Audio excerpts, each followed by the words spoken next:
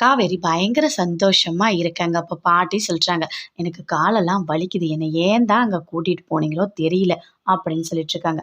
"என்ன பாட்டி உங்களுக்கு கால் தானே வலிக்குது. ஒரு நிமிஷம் வெயிட் பண்ணுங்க. நான் சூப்பரா சரி பண்றேன். குடுங்க உங்க கால." அப்படின்னு சொல்லிட்டு காலெல்லாம் புடிச்சு விடுறாங்க. "அம்மா அதெல்லாம் வேண்டாம்மா." அப்படின்னு சொல்றாங்க. "பரவால்ல பாட்டி குடுங்க கால." அப்படின்னு சொல்லிட்டு அழகா அமுக்கி விடுறாங்க. "இப்ப எப்படி இருக்கு? வலி பரவாயில்லையா உங்களுக்கு?" அப்படின்னு சொல்லிட்டு காவேரி கேட்கறாங்க. "ஆமா, வலி கொஞ்சம் குறைஞ்சா மாதிரி தான் இருக்கு." அப்படின்னு சொல்லிட்டு பாட்டி சொல்லிட்டு இருக்காங்க. விஜய் சொல்றாரு, "நாளைக்கு வந்து அந்த பிசினஸ் ஸ்டார்ட் பண்ணணும். அதுக்கு தேவையான எல்லா டாக்குமெண்ட்டும் இருக்கா?" அப்படின்னு சொல்லிட்டு கேட்கிறாரு.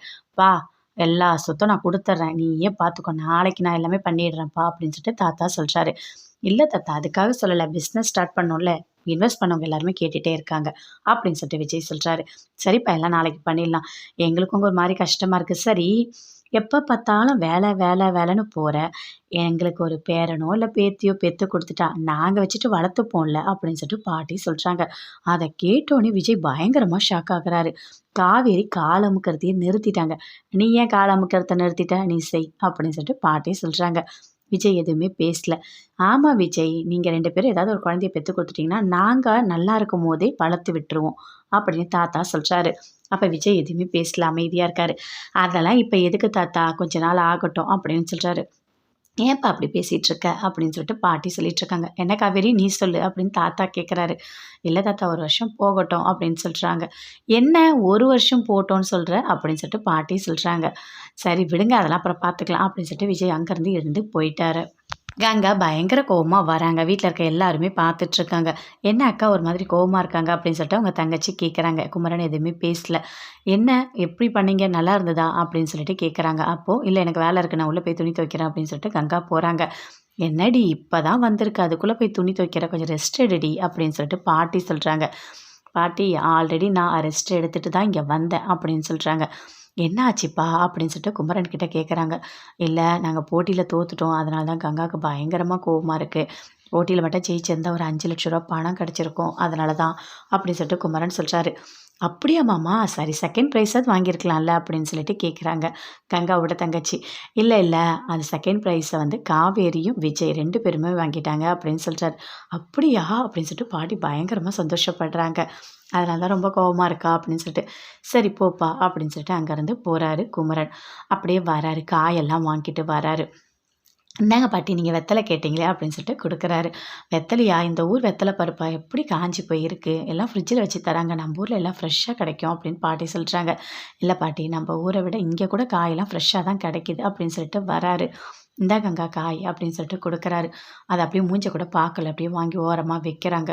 "என்ன கங்கா, என் மேல இருக்க கோவம் இன்னும் உனக்கு போகவே இல்லையா?" அப்படின்னு சொல்லிட்டு கேட்குறாரு.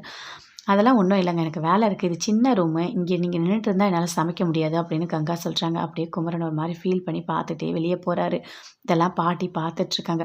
"கங்கா, இங்க ஒரு நிமிஷம் வா." அப்படின்னு சொல்லிட்டு கூப்பிடுறாங்க. "என்ன பாட்டி?" "இங்க வந்து உட்காருன்னு சொல்றாங்க." "எனக்கு நெறைய வேலை இருக்கு பாட்டி. என்னால உட்கார முடியாது." அப்படின்னு கங்கா சொல்றாங்க. "கொஞ்ச நேரம் உட்காரும்மா. வேலைன்றது எப்பவுமே இருக்க தான் செய்யும்." அப்படின்னு கூப்பிட்டு உட்கார வச்சு சொல்றாங்க. "இங்க பாரு, எதுக்காக நீ இப்படிலாம் பண்ணிட்டுருக்க? குமரன் ரொம்ப ரொம்ப நல்ல பையன். அவன் போட்டியில ஜெயிக்கலன்றதுக்காக இப்படி தான் பேசிட்டு இருப்பியா? உன்ன நம்பி தானே அவன் இங்க வந்திருக்கான். உனக்காக தானே இங்க வந்தான்.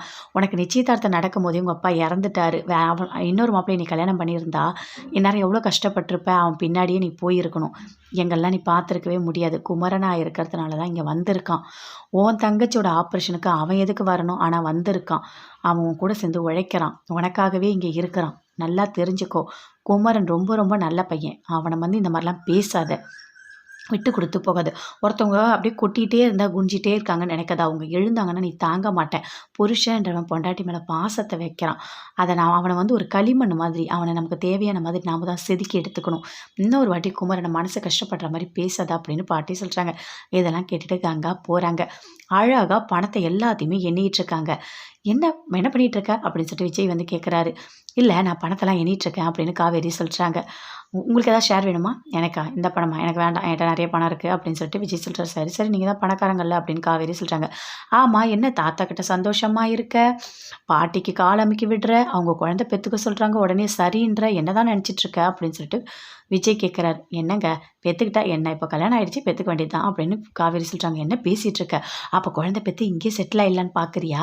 அப்புறம் உன்னை வெளிய அனுப்ப மாட்டேன். அதனால தானே இப்படிலாம் பண்ணிட்டு இருக்க. எல்லார் மேலயும் பாசமா இருக்க. இங்க பாருங்க அக்ரீமெண்ட்டுன்னு எப்ப பாரு நான் அதையே நினைச்சிட்டு இருக்க முடியாது. நான் உண்மையா தான் எல்லார் மேலயும் பாசம் வச்சிருக்கேன். புரிஞ்சுக்கங்க. மறுபடியும் அதே மாரி என்ன கேட்டீங்க அவ்வளோதான்" அப்படின்னு.